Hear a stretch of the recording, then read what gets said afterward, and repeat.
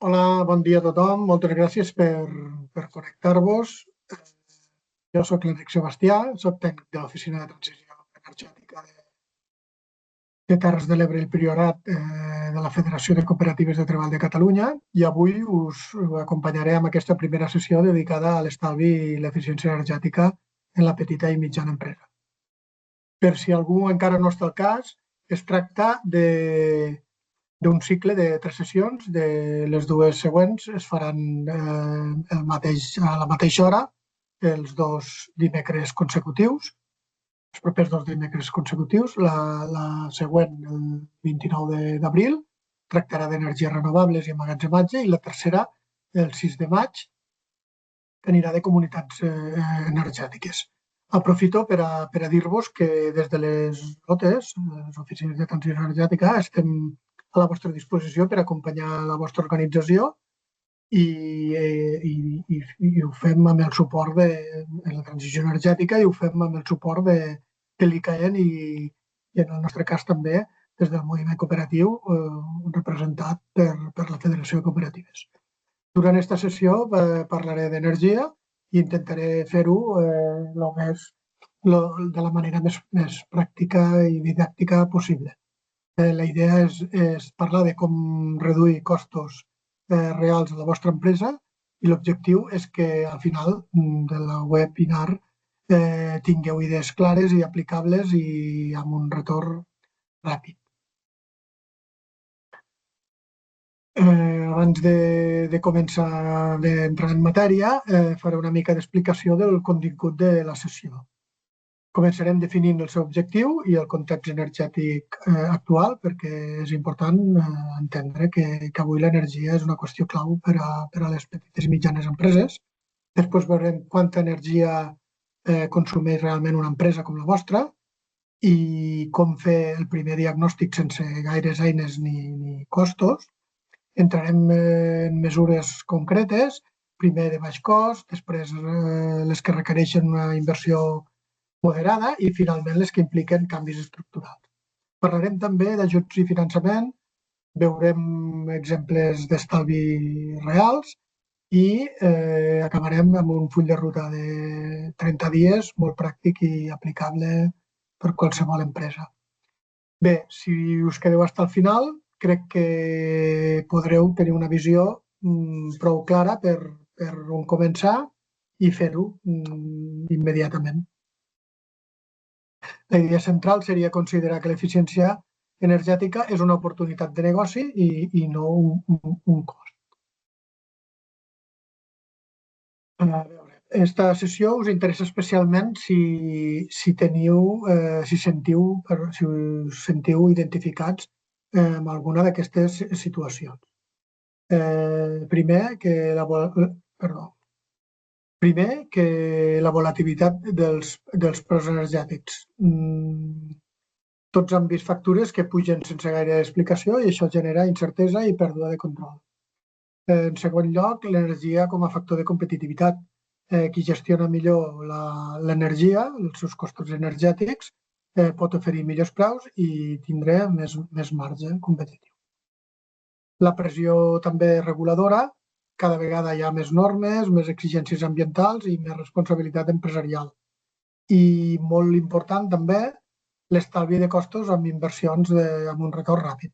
No estem parlant d'inversions que triguen 10 o 15 anys en amortitzar-se, sinó que de mesures que es paguen en pocs mesos o anys. L'objectiu de la sessió així és veure l'energia no com un problema, sinó com una verdadera oportunitat.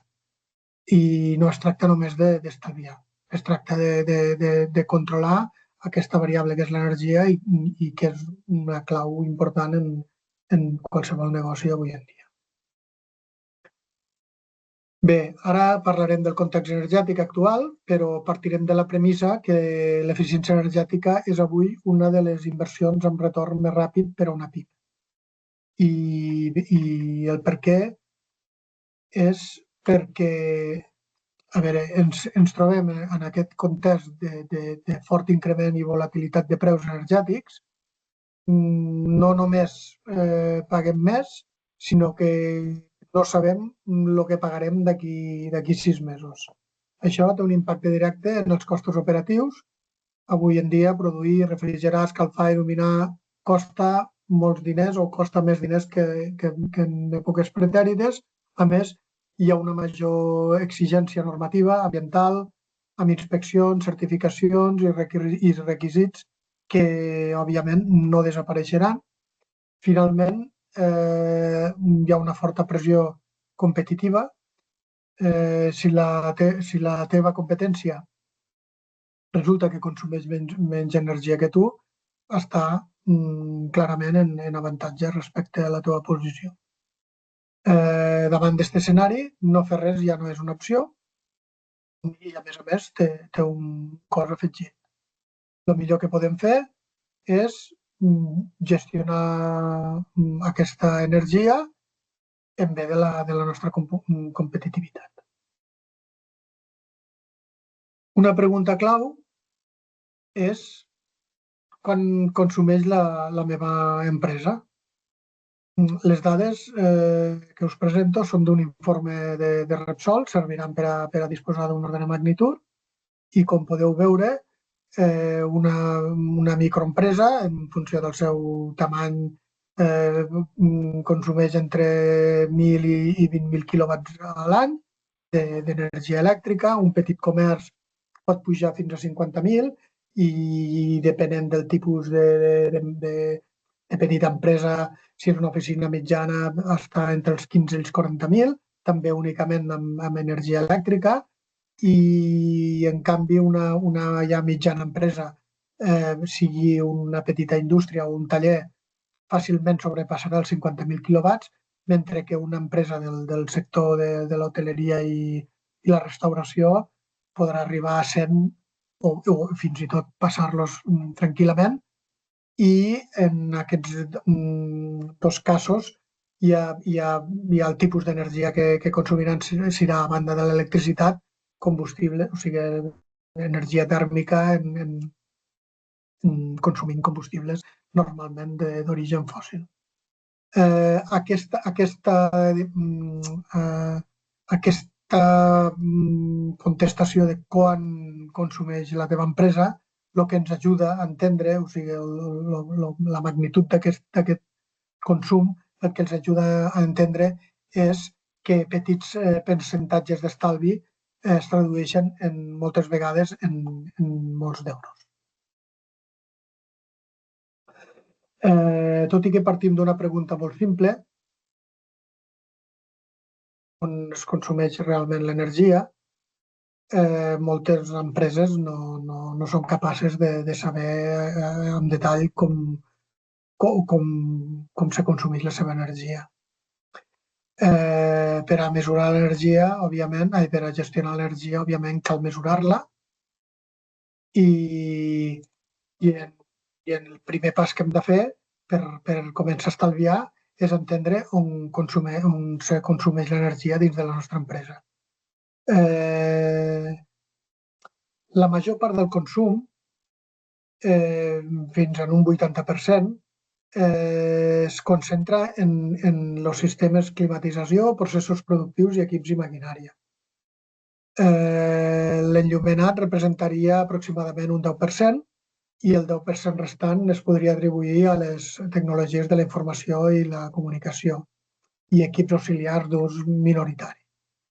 El segon pas seria fer una diagnosi per quantificar aquest consum.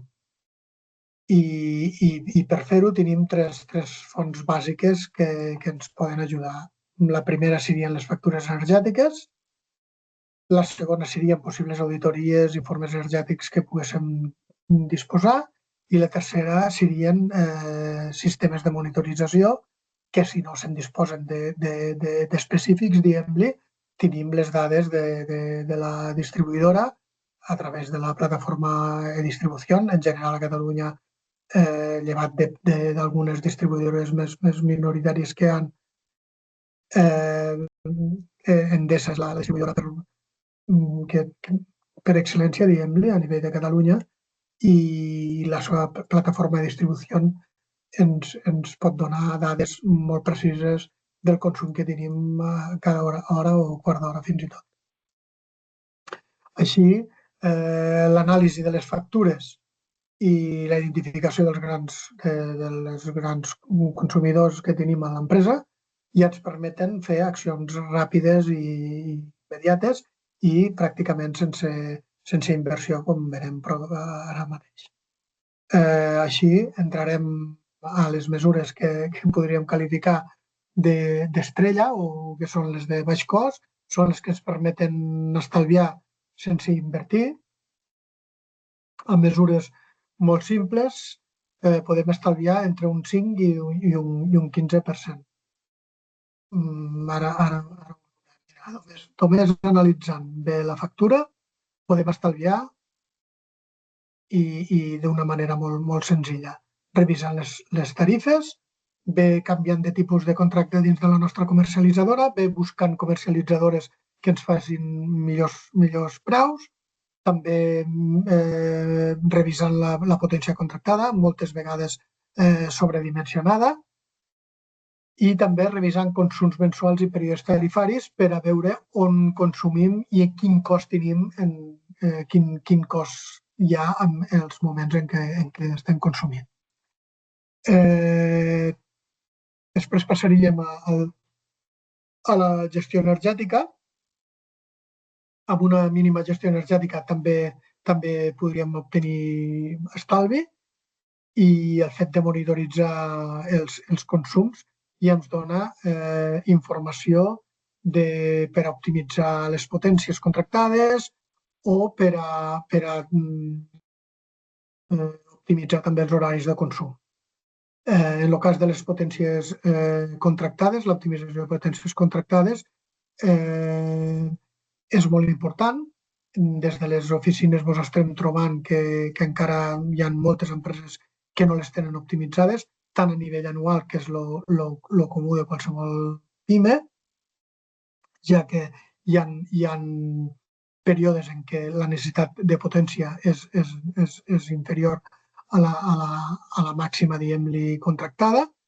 Per això val la pena optimitzar període per període, i en el cas d'activitats agràries això se fa més rellevant i més punyent, donat que les activitats agràries són molt temporals i per tant dona de si a fer un estudi d'optimització estacional de potències.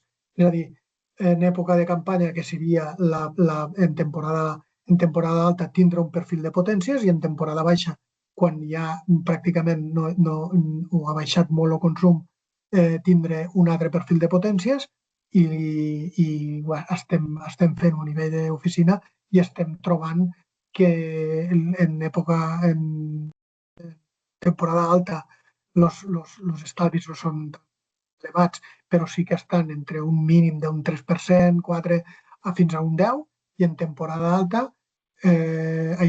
baixa, estem en un mínim d'un 10% i fins a un 30 i 40% d'estalvi.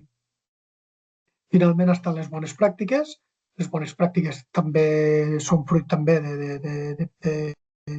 de monitoritzar i veure també on se consumeixen, si hi ha consums fora d'hores i això. I en aquest cas és apagar equips quan no s'usen, fer manteniment preventiu. La premissa aquesta de manteniment preventiu o la màxima aquesta de manteniment preventiu és una opció transversal, també a nivell ambiental, i ajustar consignes a les estrictament necessàries en el cas de temperatures i pressions són les més usuals. Així, d'esta manera, aquest tipus de mesures són les que primer s'han de fer sempre, no? Tant perquè són d'impacte immediat com el baix risc que tenen, i que en la majoria dels casos, sense invertir pràcticament un euro, ja obtenim estalvis. Passarem a un següent nivell. A aquest nivell ja parlarem d'inversions, tot i que moderades, però amb resultats molt més importants. Veieu? Molt més importants. Estem parlant d'estalvis entre un 20 i un 30%. Les actuacions més usuals i amb retorns típics de 2-5 anys serien les que tot seguit us comentaré. Començarem per la il·luminació eficient. Són la majoria de vegades canvis molt simples i grans resultats. Tot i que ja està bastant generalitzat l'ús de il·luminació amb tecnologia LED, encara ens estem trobant en empreses que no la tenen. Per tant, la substitució de luminàries per LED és una opció primordial. També la implementació de sensors de presència, tant en zones de presència esporàdica com en zones de pas, i també en la regulació en funció del nivell d'il·luminació. Quan hi ha molta il·luminació natural no és necessari tindre la il·luminació al màxim i l'ideal és regular-la al nivell necessari. En quant a la climatització eficient, sobretot serà una qüestió de control més que d'equips, tot i que d'equips també, i perquè quan els equips ja s'han quedat obsolets, més de 15 anys ja en molts de casos ja val la pena de la seva substitució per equips d'alt rendiment, però en el cas dels equips, de millorar el rendiment dels equips, això s'aconsegueix, com ja hem dit, amb manteniment, amb equilibrats hidràulics, amb millorar les condicions de funcionament, ombrejar els equips, aïllar canonades, etc. Però una de les actuacions que donen millors resultats és el control intel·ligent. Al final, el control intel·ligent el que fa és optimitzar de manera simultània el confort i el consum energètic. Això es fa a través d'un control en temps real, en continu i multivariable, és a dir, controlar l'ocupació, el clima, la humitat, etc. Vale? També la millora d'aïllament. La millora d'aïllament no es refereix a les canonades dels sistemes, que també, però es refereix molt especialment a l'envolvent de l'edifici. No té sentit invertir molts de diners en equips d'alta eficiència i d'alt rendiment quan no tenim ben aïllada l'envolvent de l'edifici. O sigui que com a primera instància el que hem de mirar és que la nostra envolvent està ben aïllada. Nivell de tancaments, dobles vidres, trencaments de pont tèrmic, si convé sistemes SATE de les façanes, aïllar cobertes, etc. Això és importantíssim. Pel que fa a l'aire comprimit, hem de tindre en compte que és un dels grans forats energètics a moltes empreses i després ho podrem comprovar. L'actuació bàsica és l'optimització del sistema, eliminant fuites i ajustant pressions, però també amb un bon sistema de manteniment preventiu, com ja hem dit que és bàsic i primordial amb tots els sistemes. Pel que fa a la refrigeració i bombament, en general són actuacions que són relativament fàcils i simples. Seria la instal·lació de variadors de velocitat, seria també la substitució d'equips d'alta eficiència en el cas de sistemes de refrigeració i ventilació, i també en aquests últims la implementació de sistemes de recuperació de calor que, bé, garanteixen uns estalvis molt importants, tot i que hi ha d'haver existència també de necessitats tèrmiques simultànies per a poder cobrir les excedents de calor que obtindrem. És important remarcar també que tot aquest nivell d'estalvi que estem parlant es dona quan els sistemes afectats tenen un pes energètic important, és a dir, hores de funcionament. Això què vull dir? Vull dir que, per exemple, si fem números per a canviar 4 bombetes que funcionen 2 hores, no tindrem estos estalvis ni de bon tros. Igualment, ens passarà si disposem d'un compressor que el fem anar únicament per pintar o per fer però molt puntualment i no és un ús continuat i intensiu energèticament. En termes empresarials, val a dir que aquest tipus d'inversions són les que podem qualificar de bones i fins i tot molt bones, donat que tenim uns nivells d'estalvi elevats de 20-30% i en canvi uns retorns baixos de 2-5 anys, com ja hem dit. Ara passaríem en un nivell ja de canvis estructurals que òbviament impliquen prendre decisions també més estratègiques. La més coneguda de totes seria l'autoconsum fotovoltaic.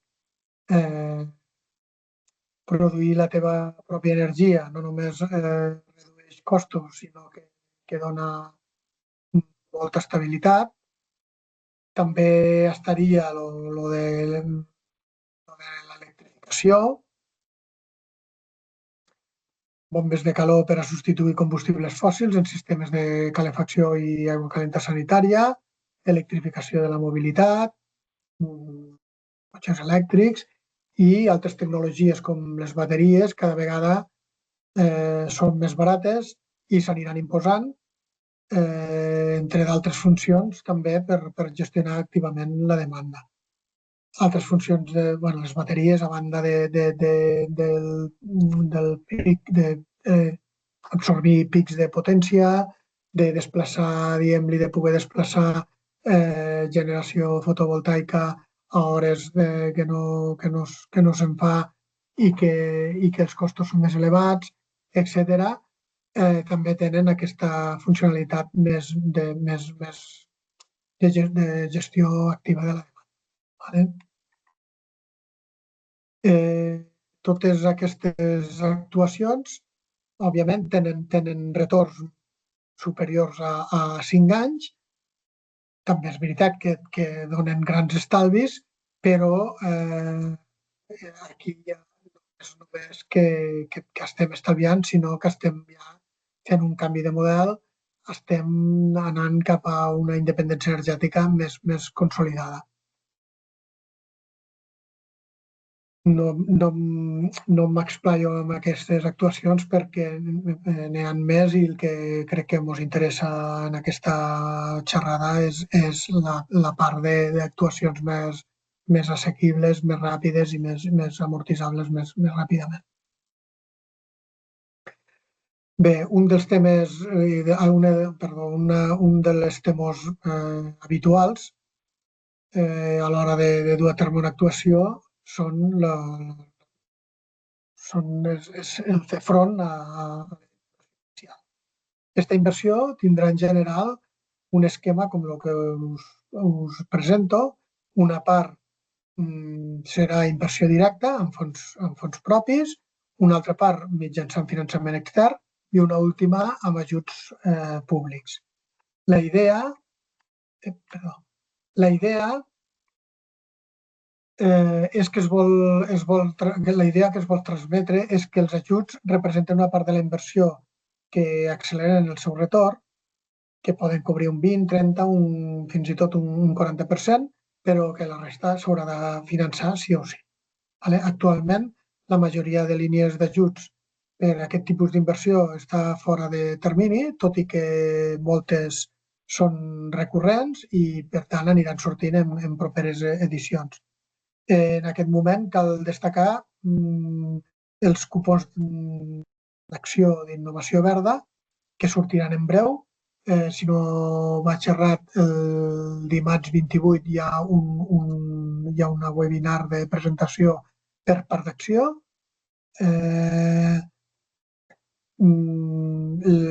Aquest tipus d'actuacions, o sigui, aquest tipus d'ajuts, cobreix unes actuacions que cobreix la contractació de serveis d'assessorament que permeten a les empreses identificar oportunitats d'innovació alineades a la reducció de les emissions de gasos d'efecte hivernacle. Òbviament, i sense cap mena de dubte, les actuacions d'eficiència energètica ho són, i en aquest sentit se materialitzaria amb un estudi de petjada de carboni amb propostes de millora. Aquest estudi se cobriria íntegrament per l'ajut i amb un import màxim de fins a uns 8.000 euros.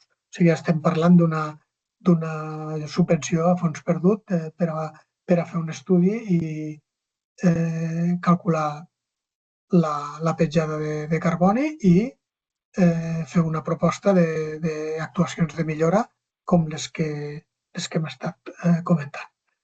Pel que fa al finançament, podem destacar d'una banda els certificats d'estalvi energètic, els CAEs. No m'aprofundiré en el tema, però sí que podríem definir-los com un sistema de cofinançament directe d'inversions d'estalvi energètic. Val a dir que són compatibles en subvencions, sempre i quan aquestes no es nodrisquen del Fondo Nacional d'Eficiencia Energètica, i dir-vos que aquest sistema de certificats d'estalvi disposa d'un mercat cada vegada més madur i consolidat, amb pagaments relativament ràpids i oberts a tothom, la qual cosa fa que tots aquests factors i en la línia de l'eficiència energètica estiguen tendint a desplaçar les actuals subvencions en este sistema de finançament a través dels CAEs. Per altra banda, està el finançament públic a través d'organismes autonòmics i estatals, com poden ser l'Institut Català de Finances o l'Institut de Crèdit Oficial, que disposen de línies específiques per a mitigar el canvi climàtic i, per tant, per afrontar la transició energètica. I pel que fa al finançament privat, també podríem parlar de manera anàloga també que existeixen línies específiques per a aquest tipus d'inversions i potser val la pena nombrar els que més s'adapten a l'economia social i a les cooperatives, com poden ser FIARE, COP57, Cajamar, Caixa d'Enginyers, Cutxa i fins i tot Triodos, i també la resta d'entitats financeres, diguem-li, convencionals. També com a un mecanisme de finançament també podríem fins i tot parlar dels crowdfunding en segons quins casos, i sense ànim de fer massa propaganda està iCrowd, que és referent amb aquest tipus de finançament i d'actuacions d'eficiència energètica i energies renovables. Com a conclusió d'aquest punt, dir-vos que és molt important informar-se bé abans de decidir. Mai s'ha d'invertir sense revisar abans els ajuts i els finançaments que hi haguen disponibles. I per això també estem les oficines de transició energètica. Bé, ara veurem exemples reals. El primer és el cas d'una indústria l'alumini, del processat de l'alumini, i l'actuació es va fer amb la regulació d'un sistema d'aire comprimit. Com podeu veure, inversió zero i un estalvi de pràcticament 24.000 euros a l'any. Això es va fer únicament apagant els compressors fora dels de treball. Hi havia 2 compressors i els van configurar en cascada. Normalment el que passava era que funcionaven els dos alhora 24/7. El que es va fer, com hem dit, apagar-los quan no s'usaven i configurar-los de tal manera que sempre funcionava un i quan les necessitats de cabal i pressió augmentaven, se posava en marxa el següent i si no, només ne funcionava un. I també, òbviament, ajustant les pressions de treball a les necessitats reals en cada moment. El segon cas es tracta d'un magatzem logístic i en aquest cas se va fer una substitució del sistema de climatització amb un retorn d'una mica més de 3 anys i mig. Aquesta substitució de la línia de refrigeració, que era molt antiga, se va substituir per un sistema de compressors d'alta eficiència amb variadors de freqüència i també es va implementar un sistema com hem comentat abans, de recuperadors de calor que es va fer servir per a preescalfar aigua calenta sanitària. El tercer cas es tracta d'un centre esportiu. En aquest cas se va fer la instal·lació d'un variador de freqüència i amb pràcticament ni 2 anys ja es va retornar la inversió i el variador aquest se va instal·lar amb una bomba de circulació i neteja d'aigua que normalment els vasos de les piscines tenen. Se va detectar que una de les canonades d'impulsió de la bomba, la canonada d'impulsió de la bomba tenia una vàlvula estrangulada i, per tant, se va optar no a estrangular, a variar el caudal de manera mecànica, sinó de manera elèctrica. Se va instal·lar un variador de freqüència que per dir sigui de passada, diguem-li, variant un 20% la velocitat del motor, obtenim estalvis de fins a un 50%. I així es va fer. Se va ajustar la velocitat del motor a les necessitats de cabal que es necessitaven i per tant, se va obtenir aquest estalvi. Com a exemple final està el d'un celler cooperatiu i està la substitució del sistema d'il·luminació per un sistema d'il·luminació eficient amb tecnologia LED, això amb un retorn de 3 anys i aquest sistema d'il·luminació se va diguem-li, complementar amb sensors a les naus de les botes, la zona de recepció i els magatzems i també es va fer la substitució dels motors del sistema de bombeig del most i del vi amb motors d'alta eficiència. Com podeu veure, això no són casos excepcionals, són situacions molt habituals que us podeu trobar a les vostres empreses fàcilment i que demostren que l'eficiència energètica funciona, que no és una qüestió ni molt menys teòrica, sinó que és una realitat totalment plausible i efectiva. Bé, per on comencem? Per on comencem a estalviar? La resposta aquí ho la teniu i és bastant simple. Us proposem un full de ruta de 30 dies senzill d'implementar. Primer que res, analitzar, recopilar factures i entendre el consum base de la vostra instal·lació. Després, prioritzar, començar per les mesures de baix cost i alt impacte, com hem vist anteriorment.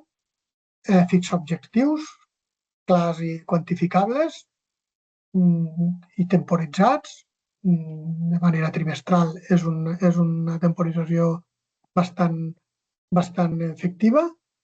I finalment, i també en paral·lel, implicar a l'equip. L'eficiència energètica té una vessant d'actitud molt important que cal anar introduint i activant. Crec que al meu parer és un factor molt important el tema actitud. O sigui, l'eficiència energètica no és qüestió només de tecnologia, és també una qüestió de cultura d'empresa, cultura empresarial. Per a acabar aquest full de ruta, dir-vos que l'energia més barata és la que no es consumeix i és aquest l'objectiu per a un primer pas que podem fer a implementar en poc temps. Per acabar, m'agradaria que ens quedéssim amb 3 idees molt clares. La primera és que se pot reduir entre un 10 i un 30% del consum energètic de manera bastant fàcil i assequible. La segona, que moltes actuacions tenen retorns de menys de 5 anys.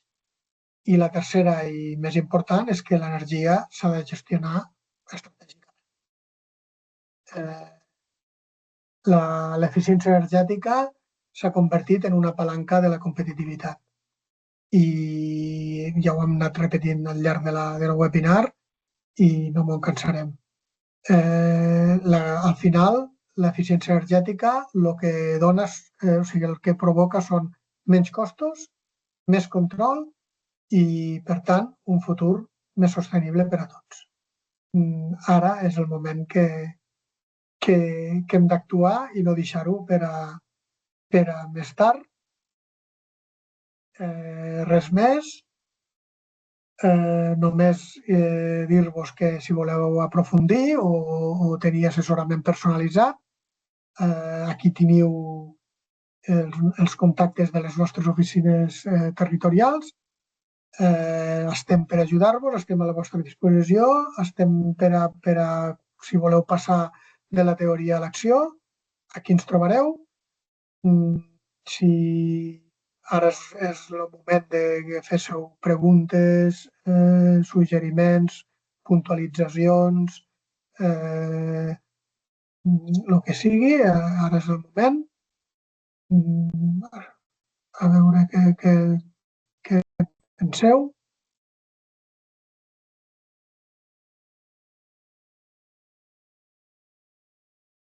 Si no us ha quedat alguna clar, si voleu, no sé, si voleu fer algun comentari a nivell personal, una experiència que volguéssiu comentar.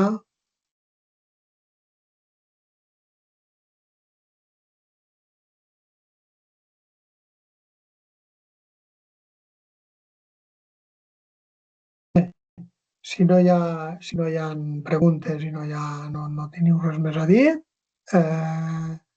suposo que us ha quedat prou clar. Jo he intentat fer-ho el més amè possible. Només me queda dir-vos moltíssimes gràcies i estem a la vostra disposició. Que